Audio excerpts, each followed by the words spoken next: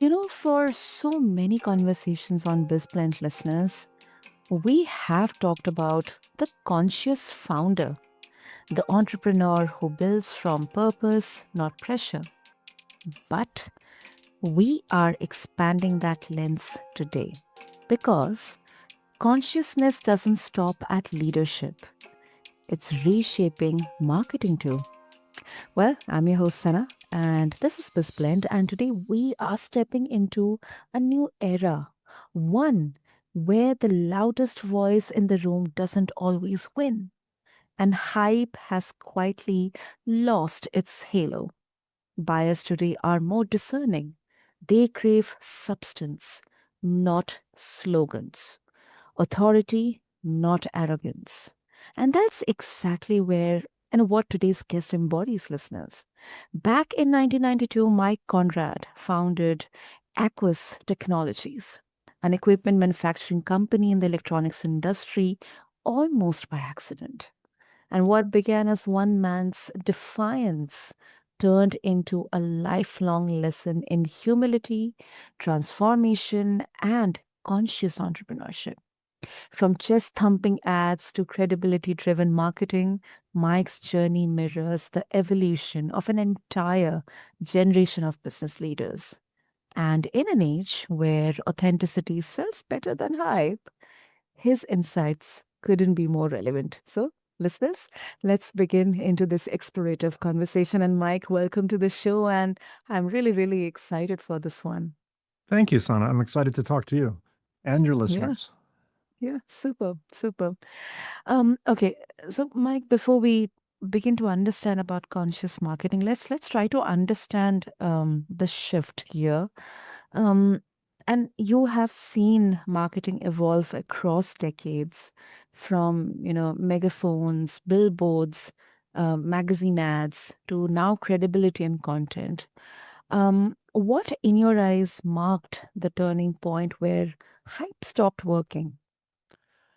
I'll tell you exactly the moment we decided to make Okay. a shift into a different style of marketing. But let me just build up to what brought us to that moment. We were, looking back, I can honestly say we were obnoxious advertisers. We would run ads that would almost to the point, I'm exaggerating slightly, but almost to the point where Mm-hmm. we said, we are the best, the rest are the worst. And uh, talk about, you mentioned chest thumping ads. Thumping, yeah. Yeah, it was me, us. And, we were braggadocious, we were obnoxious, we were everywhere all the time. And it worked, I guess, because we got orders, our company was growing. But I think it worked in spite of our ads, not because of our ads. Then the moment that caused me to make a shift was we were at a trade show. At the time, there were about a dozen trade shows in the US and others around the world. And we went to our biggest trade show. It was in Southern California. And every year, Sana, we would get uh, uh, a bigger and bigger booth on the show floor, and we would put things in the booth just to attract attention. So some years we would hire magicians to do magic tricks in the booth, and Wow. video games and waterfalls and just stuff that has nothing to do with our line of business Okay. in the electronics industry. But it was we wanted to attract attention. Look at us, look at us. Yeah. And we had all of our equipment laid out in the booth. This was opening day, and I had rented this enormous waterfall at the back of the booth, which instead of dropping Wow. just sheets of water, it Uh-huh. actually had several thousand nozzles at the top, 16 feet in the air, 30 feet wide, and it dropped words and images shaped out of water from the top of the waterfall. And it was quite amazing. And Okay. all of our equipment, which we put on wheels when we do shows so we can move them around more easily, um, they were in front of the waterfall and it looked beautiful. And Mhm. someone came up and asked if permission to take a photograph Mhm. of the booth because they said this is the most awesome display I've ever seen, Mhm. referring to the Yeah. waterfall. I mean, it said, sure, of course. We were proud. So of course you can take a photograph. And then he noticed that our equipment was on wheels, and he said, "Mike, do you mind if can you just roll your equipment out of the way so I can get a better picture of the waterfall?" Oh my God. Yeah, Okay. I said something similar, in my head, Uh-huh.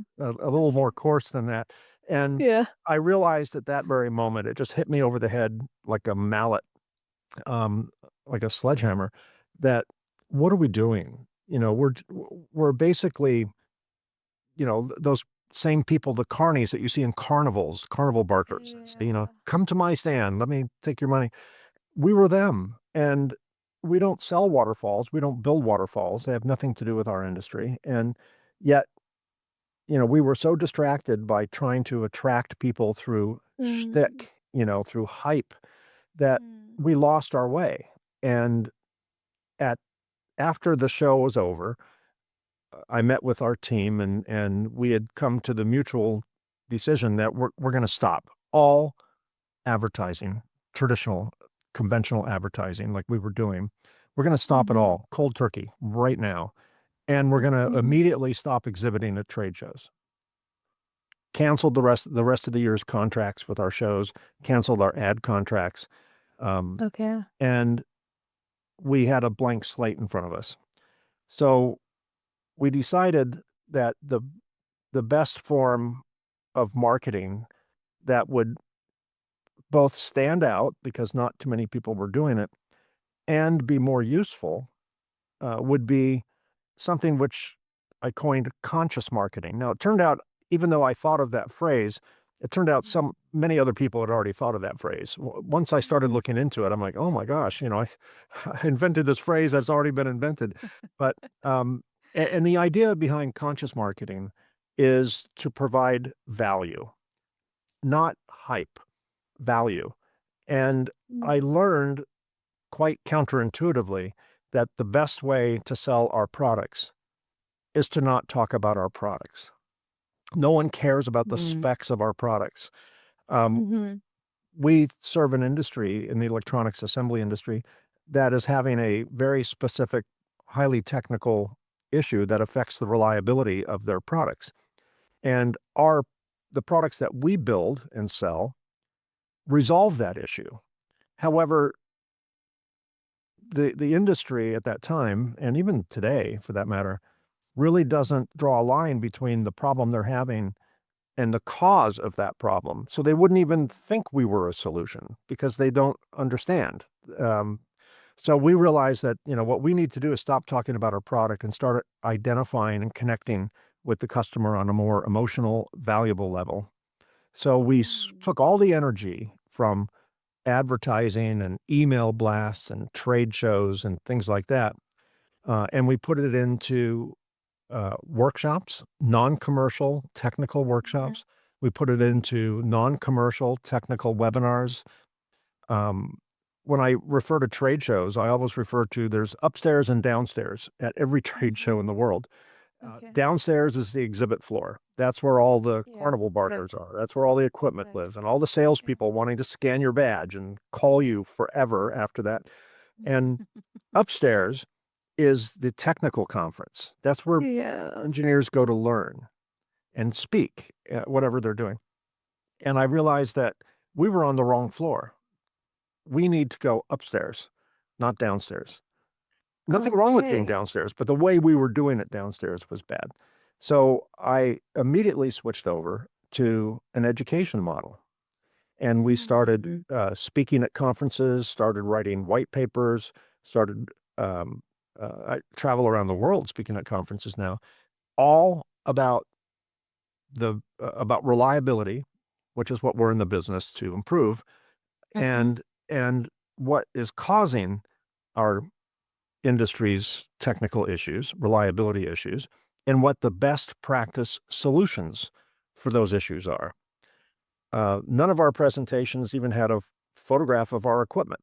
We don't talk about that Mhm. because we're not ready to talk about that. They're not ready to hear that at that point. So then we eventually started podcasts on the subject of reliability, and we became unintentionally an Mhm. an authority-based influencer. And I hate the word influencer, Sana, because Okay. when I hear influencer, I think of, kids on TikTok, or, Yeah. Right. Yeah. Paris Hilton and Kardashians and all that. And Yeah. yes, they are influencers because they are influential. But we wanted to have an authority-backed influence, and we needed to build trust with our audience that when I'm speaking at a lectern or behind a camera and or a microphone or writing a paper or hosting a webinar, that Mhm. we're not there to sell. There's a time and place for that, but that's way down the road. What we're there to do Mm. is educate. And over the Exactly. last 10, 12 years that we've adopted this model, we have, Mm. um, our company has grown almost exponentially. And more important, it started attracting a different type of customer. The customers that we were attracting when we were carnival barkers, um, many were toxic customers. They were very needy. Yeah. They didn't maintain their equipment. They demanded discounts. So we didn't make much money on them, and it cost us a fortune to support them because they didn't support, they didn't carry their end of the bargain. And Mhm. when we switched over to this education model, we started attracting customers which really wanted to partner with us, not just transact with us, Exactly. right? Exactly. And so that's a very long answer to your very short question of how we got to where we are now. I think this was necessary, and I have so many questions, Mike. Uh, okay, let's rewind everything. I'll come to one by one each of the questions here. So, not exactly questions, but more of thoughts. Mm, so I think the transition, that moment of realization for you was something like the shift that we are actually witnessing in terms of let's say audience who wouldn't want a big budget movie with full of opulence and grandiose, but they would like for a content which they can connect with, which they can enjoy, and also they can relate with. Something, this kind of shift that you actually realized within. um that's what I believe. I kind of deduce from that. Now, next, one question that comes to my mind, Mike, is mm, the conscious marketing. Is it as equivalent to responsible marketing, as in, or responsible messaging? Is it safe to say that both are same? Yeah, if responsible is trying to trying to connect with your customer, Okay. on a less transactional basis and Mm. form a relationship built on trust, then Mhm. yes, I think that's highly responsible marketing. Um, Conscious marketing is just a term. It probably means different things to different people, Mhm. because the opposite is not unconscious marketing. Although in some ways it is, because it's just wash, rinse, repeat. It's just doing the same thing over and over again. Mhm. Conscious marketing is really understanding your industry and building that authority and connecting on a much, much higher level than a transactional level would connect on. Absolutely. So to do that, we have to be completely disconnected from the sales process. Hmm. What we do is kind of the field of dreams approach, build it and they will come. Mm. We don't have to tell people why they should come. We just have to build what they're looking for. And Exactly. and we have to trust that they will see that. You know, it's becoming easier to do this now because of younger generations than myself. So, Okay. we talk a lot about millennials and Gen Zers, Gen and Zs. whenever I start a sentence with the phrase "kids these days," I feel like I've immediately become my father. And well, because he would always say when I was young, "kids these days," but it was not as a compliment. It was usually as a criticism. Criticism, Um, yeah. but younger people learn differently. I grew up. I was 4 years into my business that I Uh-huh. started before the internet came out. right? So, Oh, yeah. I started in 92. The internet became more widely available in 96. Yeah. And, and so I, had all of my childhood and much of my young adult life without internet. So I would read ads. That was kind of my only way to get information on something I was interested in, was to read Yes. in a book or a magazine or an advertisement. Mm-hmm. Today, there are an entire generation of young people, young adults, that did not grow up with that. They grew up with the internet already there, and Mm. and younger people are not convinced by advertising. In fact, they probably don't even notice advertising, or they skip over it, or they block it, or whatever. And Mm. what younger people tend to do is seek out solutions either on YouTube or TikTok, God forbid, or whatever. Um, but they seek out their own solutions. They will not pick up the phone necessarily and call a company and ask questions. They want to find the answers themselves, and the resources are bountiful for that today. Um, Right. Yeah. and these young people, we can criticize them and say, "Oh, their faces are always in screens," which may be true, but it's not all watching twerking girls on TikTok. They're researching, they're learning the way of the world through a 4-inch screen, and Yeah. that is just the way it is. So we need to be on those 4-inch screens to provide value. And one thing I've Absolutely. learned, Mm-hmm. Sana, is if I tell Sana, you need to buy this. This is the greatest, blah, blah, blah, blah, blah. You have to Right. believe me. And Yes. if you go out on your own and look at value-based educational content and come to the conclusion that this is what we need to get this. Everything I've researched tells me this is what we need to use. And the people Mm. who are talking about it, you have trust in them. They're influencers in your world. Once you come to that conclusion and you determine that is the best solution, you become a super fan. You will go to your Mm. boss and give a compelling case that they need to invest in this product or technology or service, whatever the case may be. And Exactly. today, younger people don't just buy products, they join tribes. Yeah. And, how many times do you see someone walking around with a Nike swoosh on their hat or on their shirt? They're wearing the brand, Mm. right? They're Yeah. not just buying the shoe, they're wearing the brand. Right. The brand. Yeah. And, and speaking of Nike, were probably the early adopters of conscious marketing. And, I Mm. didn't realize this at the time, but if you think about it, have you ever seen a Nike ad on television, online, in print that talks about how comfortable their shoes are, Nope. or the Never. quality of the Never. leather, or the Nope. arch support, or soles? No. Never. In fact, some of Never. their ads, they don't even show a shoe. What do they Exactly. do? They celebrate athleticism Athleticism. Yeah. and athletes in all different regards. And they don't even talk about their shoe. And they have Exactly. created a couple of generations now of super fans. People join the Nike tribe. Apple did that. I think they've lost their way a little bit, but Apple did Yeah. that, where, Did it? people would line up in tents for 3 days before the latest iPhone release, which was marginally better than the last iPhone release, but they wanted to Yeah. be early adopters.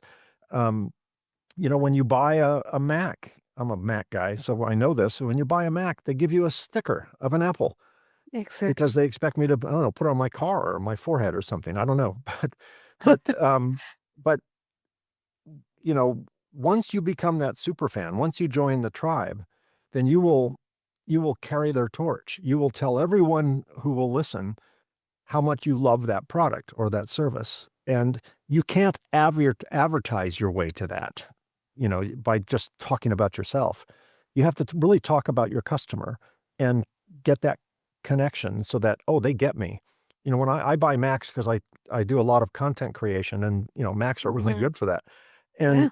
when they design their products and they talk about their products, they talk about creating content. They talk about art, and they talk about things that not just processor speed, RAM memory, you know, whatever, resolution. Those are things that are there, but that's not what they lead with. And Mm. Patagonia, same way. And there's several companies that are really catching on to this. And that to me is conscious marketing, because educated people make educated choices. Absolutely. Absolutely. I think and one particular point that you mentioned, the authority backed influencing. I think we can also, it's safe to say that it's more as an impact making through educating and creating that awareness, giving that experiential learning, like as you mentioned about the trade show, that you would go to the engineer conferences and try to understand and kind of interact in their language. The products would interact in their language. So I think that is something that it's very safe to say. And also, Mike, what's let's say um in a noisy marketplace, where everyone, even on social media, everyone is trying to grab eyeballs and to catch attention. Sometimes through some really naive or very out of the box marketing. Sometimes we do see advertisements like that, and people say that any kind of publicity is a good publicity. What's one practical step a small business owner can take, who would have restricted budgets, or they would feel overwhelmed competing with the bigger brands or enterprises? What step they can take today to pivot from hype driven to credibility driven marketing? Yeah, that's a good question. We did it Mhm. because we just got sick of the sound of our own voice, and Mm, mm. we just needed to do something different. Um, if someone wants to do that more proactively and not wait for the building to be burning down before they jump out of the window and try something else, um, they need to trust the process. The process Mm, works. Bigger companies than mine have determined that. Um, think about who they follow. If they go online and research problems that they're having, which most people do, either through ChatGPT or something similar, or Google yeah. or YouTube or whatever, think about how do they research something? How do they feel when they see someone that's pushing a product more than educating? Does it turn them off? Do they switch to another channel? Do they swipe Mm, up and go to the next video? That's what I mm, do. And even though I kind of discovered this and jumped ship and just changed course immediately, mhm, it turned out I already knew that. I already experienced that in my life. mm, But I didn't really think about experiencing that type in my company. Um, mm, I research things a certain way, and I don't think I'm incredibly unique. I think most people today, if they're at all tech savvy, online mhm, savvy, that's the way they do it.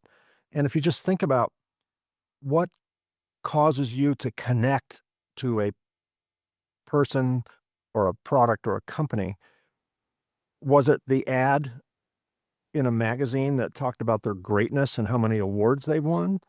mm, Probably not. It's probably going to be they touched you some way. They came through the screen, they jumped off the page of the magazine, and they connected with you. And then you started searching for more. And the more you searched, the more you found. And the more you found, the more you connected. You joined their tribe. Ask yourself, if you're a tribe person, if there's a brand that you yeah, just love, whether it's a car or a computer or anything, a piece of clothing, um, what connected you to that? What, exactly. what did it? Um, One really good example is Coca-Cola, and I'll make this real Mm, quick. Coca-Cola in the 1930s,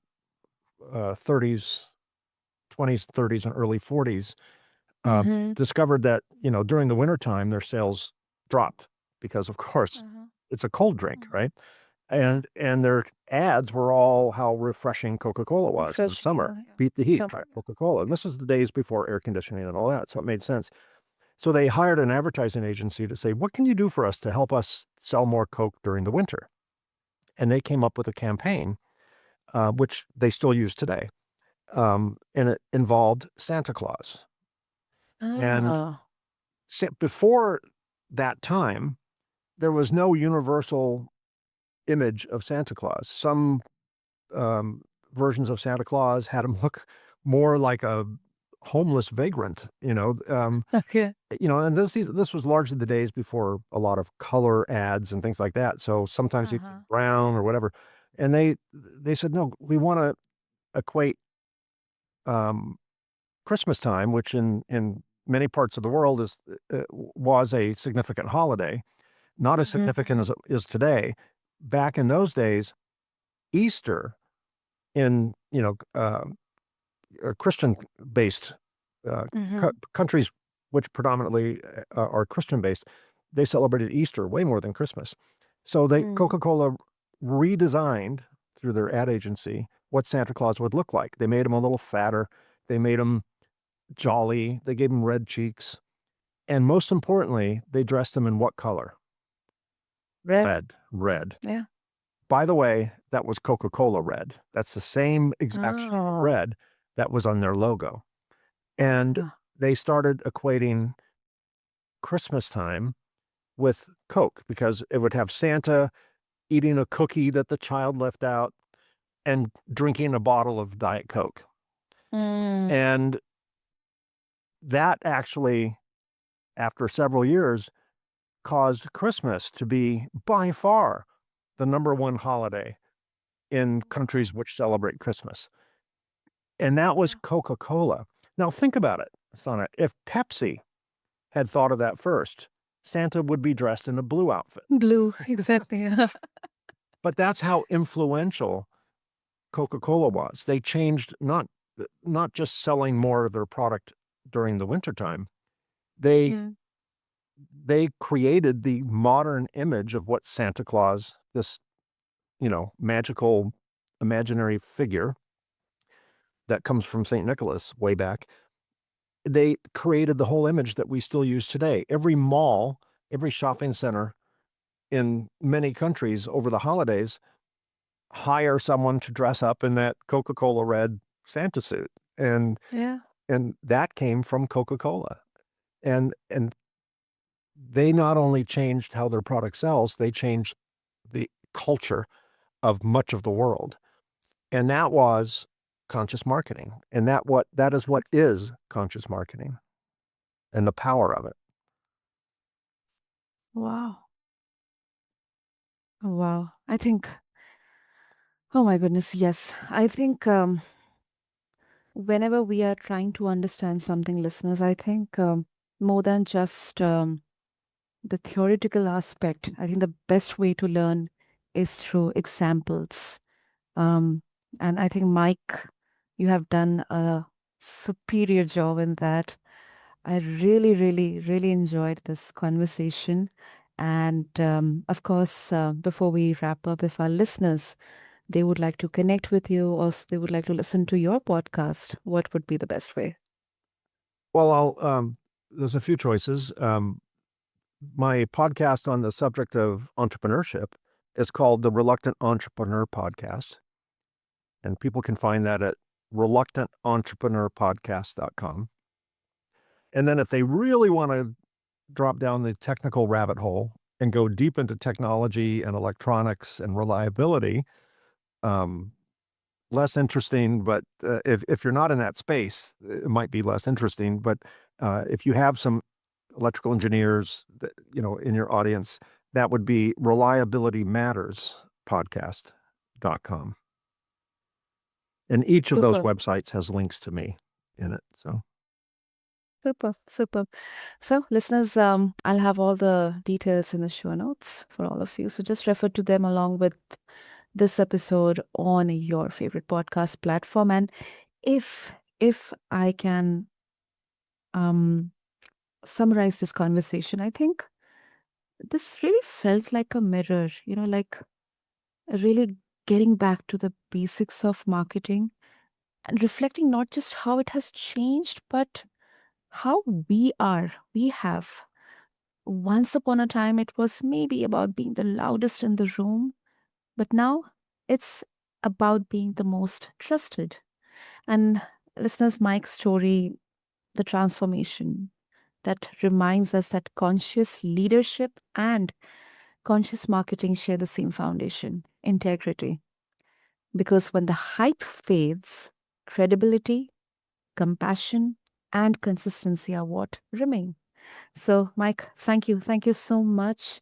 Really, really, this was such an inspiring and very, very super learning podcast as an episode. Thank you so much.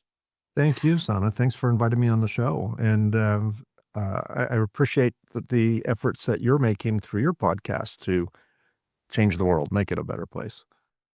Thank you. Thank you so much, Mike, for encouraging words. And to all the founders like Mike, proving that humility doesn't silence success, it sustains it.